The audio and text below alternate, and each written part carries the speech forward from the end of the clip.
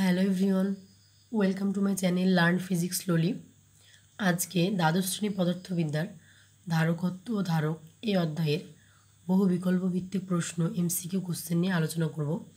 এর আগের ভিডিওতে ধারকত্ব ধারক এই অধ্যায়ের তোমাদের ছায়া প্রকাশনের যে বইটা আছে সে বইয়ের বহু বিকল্প ভিত্তিক প্রশ্ন ও এমসিকিউ এর প্রথম 1 থেকে 20টি অঙ্ক করে দেওয়া হয়েছে। আজকে 21 নম্বর অঙ্ক থেকে স্টার্ট করছি। তাহলে ফার্স্ট অঙ্কটা কী বলছে দেখো, যে তিনটি একই ধরনের ধারককে প্রত্যেকের ধারকত্ব সি শ্রেণী সমবায়ে যুক্ত করা হলো এবং সমবায়টিকে অপর একটি একই ধরনের ধারকের সঙ্গে সমান্তরালভাবে যুক্ত করা হলো।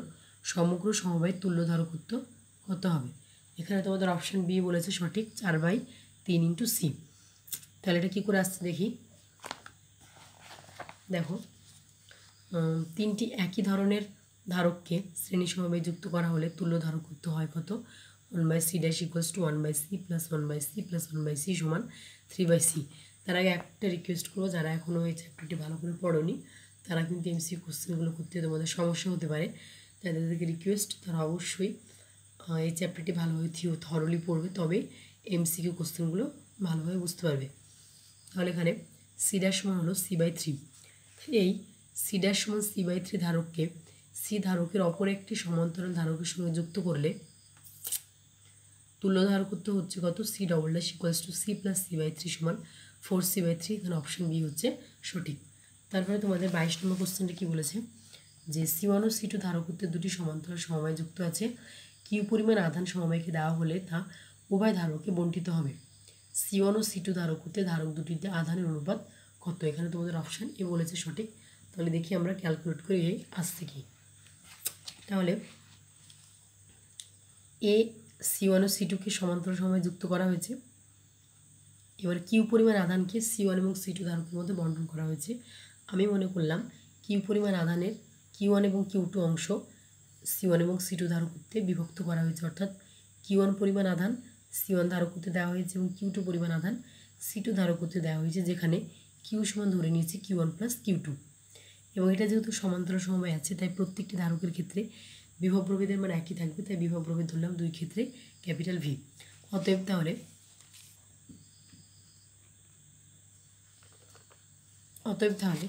c1 ধারকত্বের ক্ষেত্রে আধানকে হবে কত? q1 equals to c1 into V, এবং c2 ধারকত্বের ক্ষেত্রে আধান হবে q2 equals to c2 into V. তাহলে q1/q2 যদি করি আমরা, তাহলে ভি কেটে যাচ্ছে। তাহলে তোমাদের অপশান আসছে c1/c2, অর্থাৎ দুটি ধারকের আধান অনুপাত হবে c1/c2। এখানে অপশান এ হচ্ছে তোমাদের সঠিক। এর পরের অঙ্কটি দেখো, 23 নম্বর অঙ্ক। 23 নম্বর অঙ্কটি কী বলেছে, যে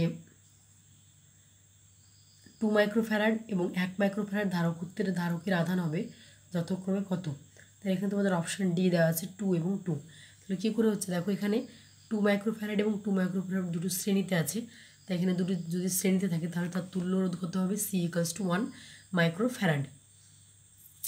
তাহলে এখানে দেখো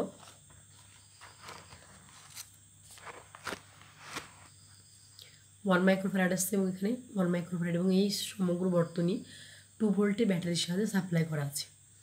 তাহলে এবার যে কোনো 2 মাইক্রোফ্যারাডের আধান কত হবে? তাহলে এখানে 2 মাইক্রোফ্যারাড অ্যাকচুয়ালি 1 মাইক্রোফ্যারাড তুল্য ধারকত্ব। তাহলে এখানে 1 মাইক্রোফ্যারাডের আধান হচ্ছে q1 equals to c1 into V সমান 1 ইন্টু 2 সমান 2 কুলম, অর্থাৎ এই যে কোনো 2 মাইক্রোফ্যারাডের আধানের মান কত হচ্ছে? 2 কুলম। এবং একইভাবে এই 1 মাইক্রোফ্যারাড এর আধান হচ্ছে q1 equals to c2 into q2 equals to c2 into V সমান 1 ইন্টু 2 সমান 2 কুলম। অতএব 2 মাইক্রোফ্যারাড এবং 1 মাইক্রোফ্যারাড ধারকে আধান যথাক্রমে 2 কুলম এবং 2 কুলম, অর্থাৎ তোমাদের অপশান ডি হচ্ছে সঠিক। এর পরের অঙ্কটা দেখো, 24 নম্বর বলেছে সমান ধারকত্বে 4টি ধারককে শ্রেণীতে যুক্ত করলে তুল্য ধারকত্ব হয় c1, এবং যদি সমান্তরালে যুক্ত করি তাহলে তুল্য ধারকত্ব হয় c2। তাহলে জাস্ট c1/c2 অনুপাতটা তোমাদের বের করতে বলেছি। তাহলে এখানে দেখো, মনে করলাম প্রত্যেকটি ধারকত্বের মান c। তাহলে 1/c1 equals to 1/c plus 1/c plus 1/c plus 1/c সমান 4/c। তাহলে c1 ইকুয়ালস টু c/4, এটা 1 নম্বর। ওগুলোকে যদি সমান্তরালে যুক্ত করি তাহলে প্লাস সিম্পলি যোগ হয়ে যাবে। তাহলে c2 ইকুয়ালস টু 4c। তাহলে c1/c2 ইকুয়ালস টু তোমাদের আসছে 1/16, অর্থাৎ তোমাদের অপশান বি হচ্ছে সঠিক।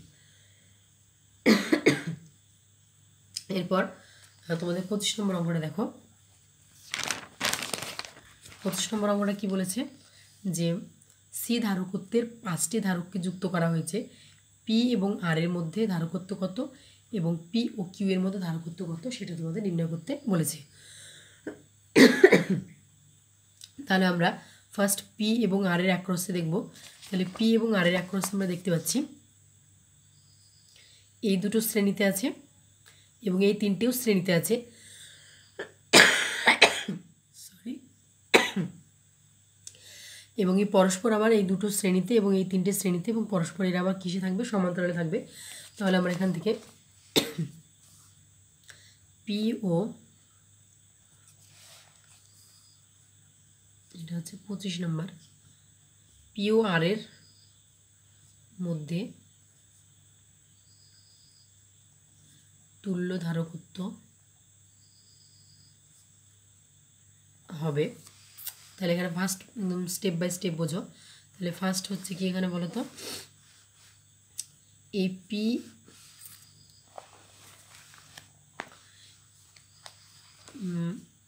এবং আর এর মধ্যে এই দুটো শ্রেণীতে আছে। তাহলে এই দুটো শ্রেণীতে থাকার জন্য এদের তুল্য ধারকত্ব কত হবে?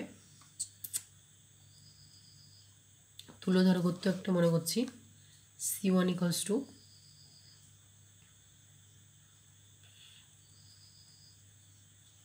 1/C1 equals to 1/C plus 1/C সমান হচ্ছে 2/C বা C1 ইকুয়ালস টু C/2।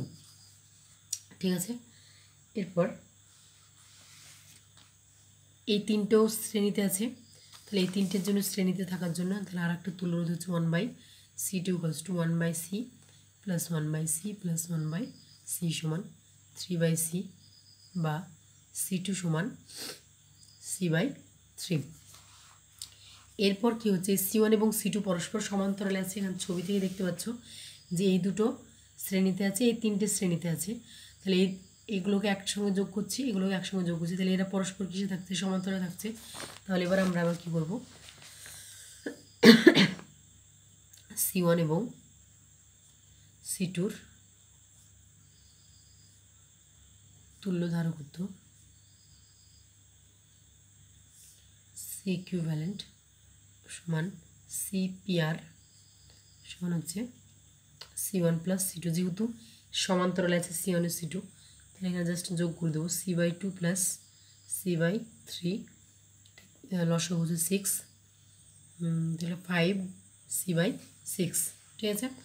এরপর আমরা কি করব, পি এবং কিউ এর মধ্যে তুল্যরোধ নির্ণয় করব। তাহলে পি ও কিউ এর মধ্যে তুল্য ধারকত্ব হবে।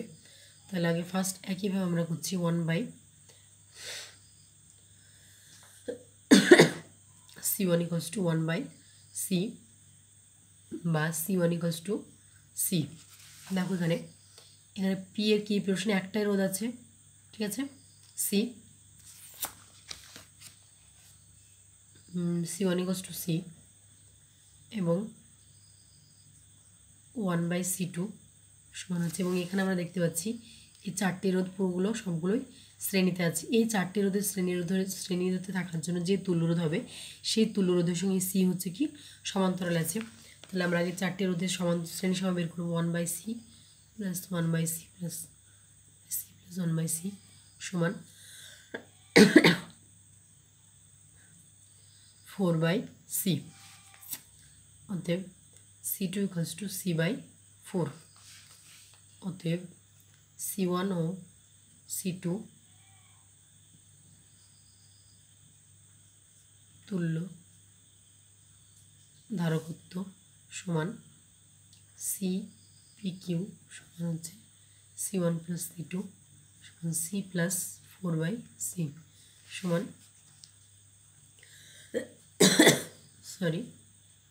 C প্লাস C/4 সমান 4 লসাগু, তাহলে এটাও ক্যালকুলেট করে আসবে 5C/4 CPQ। এবার তোমাদের বের করতে বলেছি কি যে এই দুটোর অনুপাত। তাহলে CPR অতএব CPR divide by C P Q সমান সিপিআর এর মান কত? সিপিআর এর মান হচ্ছে তোমাদের 5c/6, 5c/6 divide by 5c/4 সমান 5c/6 ইন্টু 4/5c। তাহলে 5c কেটে গেল, 2 3 সমান 2/3 2:3। তাহলে তোমাদের অপশান সি হচ্ছে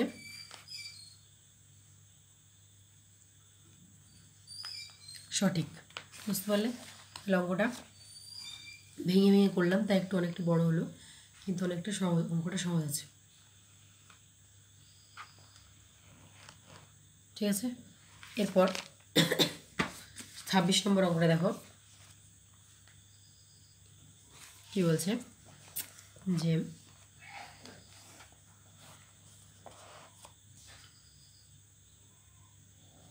PQRS 4টি প্লেটের সমন্বয়ে একটি ব্লক ধারক তৈরি করা হলো।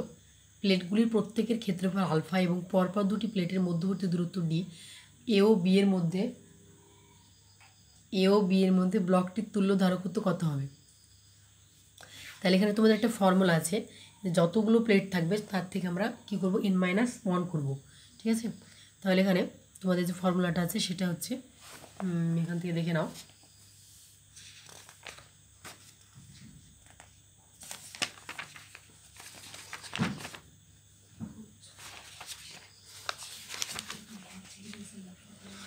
ইজি।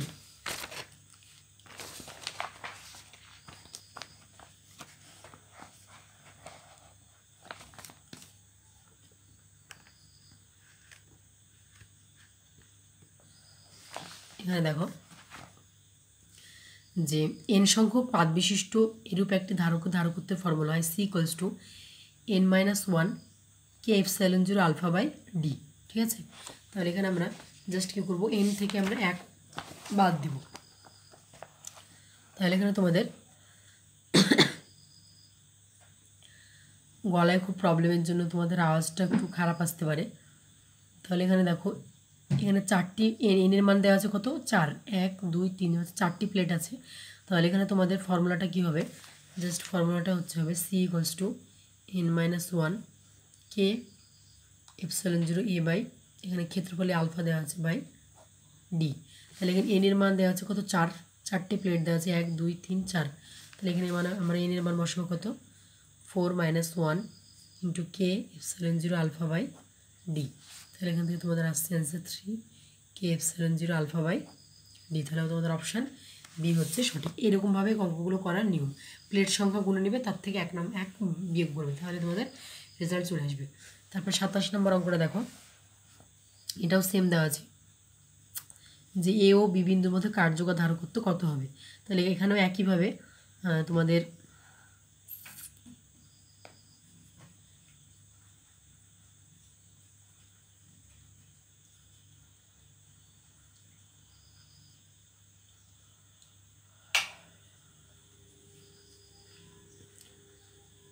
তোমাদের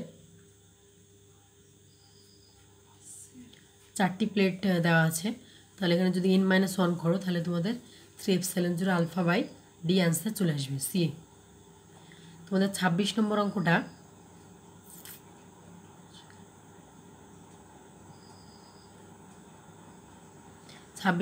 আমি প্রবলেম আছে। ঠিক আছে, 26 নম্বর অঙ্কটা আমি পরে বলছি। 26 নম্বর অঙ্কটা আমি নেক্সট ভিডিওতে বলে দেবো। 26 নম্বর অঙ্কটা হয়তো ঠিক হয়নি, আমি এটা ঠিক করে দেখিয়ে দেবো। 27 নম্বরটা হলো, এরপর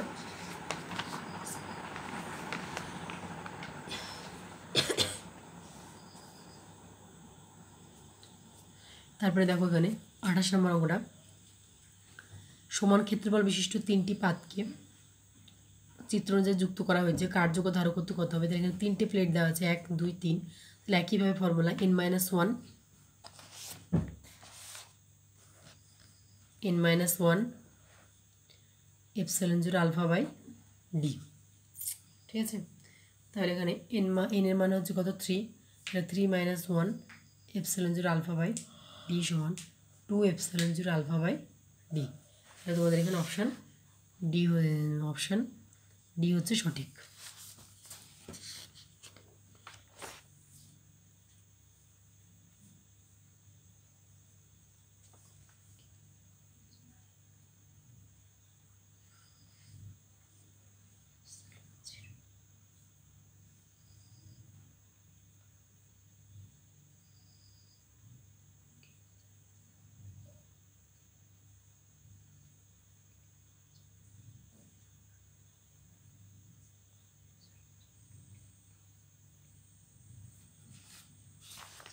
সরি, তোমাদের 26 নম্বর অঙ্কটা বলে দিচ্ছি। এখানে এটা ঠিকই করেছি। এখানে জাস্ট আমি কী করেছি, এখানে তোমাদের অপশান বি হবে কারেক্ট। 26 নম্বর যে অঙ্কটা, এখানে তোমাদের 26 নম্বর অঙ্কের অ্যান্সারটা বি হবে। এখানে জাস্ট আমি এখানে তোমাদের বইয়ে কে যে মান আছে, কে এর মানের জায়গায় 1/4πε বসিয়েছে। অর্থাৎ এখানে যে কে দেখতে পাচ্ছ, এখানে কে এর জায়গায় 1/4πε বসিয়েছে। তাহলে 3 × ε0 আলফা বাই কে এর মান 1/4πε, 4πε0 ইন্টু ডি। তাহলে এপসাইলন কেটে গেল। তাহলে তোমাদের আসছে 3 আলফা বাই 4π ডি। বুঝতে পারলে অ্যান্সারটা ঠিকই আছে, এটা ভুল নাই। এখানে জাস্ট কে এর মানটা তোমাদের বসানো হয়েছে, কে = 1/4πε0, এই মানটা বসানো হয়েছে। তাহলে তোমাদের অপশনের সঙ্গে মিলে যাচ্ছে 3 আলফা বাই 4π ইন্টু ডি। এখানে জাস্ট কে এর মান বসিয়েছি, তাহলে এপসাইলন কেটে যাচ্ছে। তাহলে আসছে 3 আলফা বাই 4π ডি। 26 নম্বর অঙ্ক ঠিক আছে একদম। এরপর 27টা হয়ে গেছে, এরপর 28টাও হয়ে গেল। এরপর 29 নাম্বারটা দেখো। 29 নাম্বারটা কি বলছে, যে n সংখ্যক সমদূরবর্তী সমান্তরাল পাতকে পর্যায়ক্রমে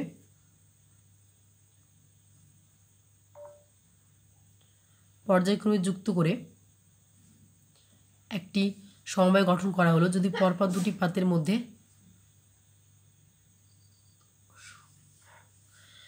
ধারকত্ব সি হয়, তাহলে সমগ্র সমবায়টির ধারকত্ব কত হবে, n-1 ইন্টু সি। এটা দেখিয়ে করছো এখানে অঙ্কটা। এরপর তোমাদের নেক্সট যে অঙ্কটা আছে, সেখানে বলেছি এ ও বি বিন্দুর মধ্যে তুল্য ধারকত্ব। আমার ফোনের চার্জ একদমই শেষ হয়ে গেছে, জাস্ট এই জন্য লাইটটা একদম কমে গেল। এখানে দেখো, তাহলে এ ও বি বিন্দুর মধ্যে, তাহলে এখানে দেখতে পাচ্ছ c/2 c/2 এই দুটো পরস্পর ঝট করে দিয়ে দেখো 30 নম্বর অঙ্ক। এখানে c/2 c/2 সমান্তরাল আছে, তাহলে এখানে তুল্য ধারকত্ব c' = c/2 প্লাস c/1 সমান 2 ইন্টু c প্লাস 2c সমান 3c/2। ঠিক আছে, c' সমান।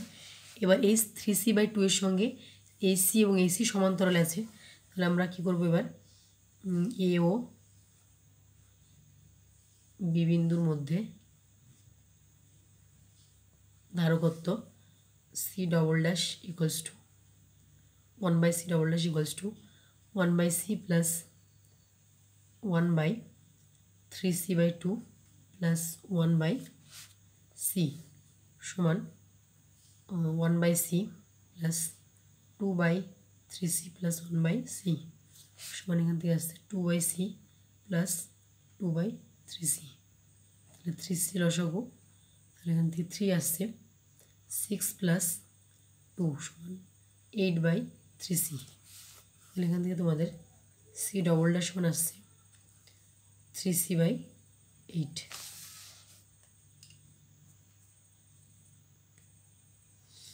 মনে হয় না। যাই হোক, তাহলে তোমাদের এই ভিডিওতে এই পর্যন্ত থাকলো। পরের ভিডিওতে তাহলে পরে অঙ্কগুলো করাবো, কারণ আমার ফোন একদম চার্জ শেষ। তাহলে তোমাদের 29 নম্বর পর্যন্ত থাকলো। ঠিক আছে, 29 নম্বর পর্যন্ত থাকলো। একটু ভিডিও অনেকটা ডিস্টার্ব হয়েছে, তোমরা কিছু মনে করো না। 29 নম্বর পর্যন্ত থাকলো। সবাইকে থ্যাংক ইউ। যারা এখনও চ্যানেলটি সাবস্ক্রাইব করোনি, অবশ্যই সাবস্ক্রাইব করে দেবে।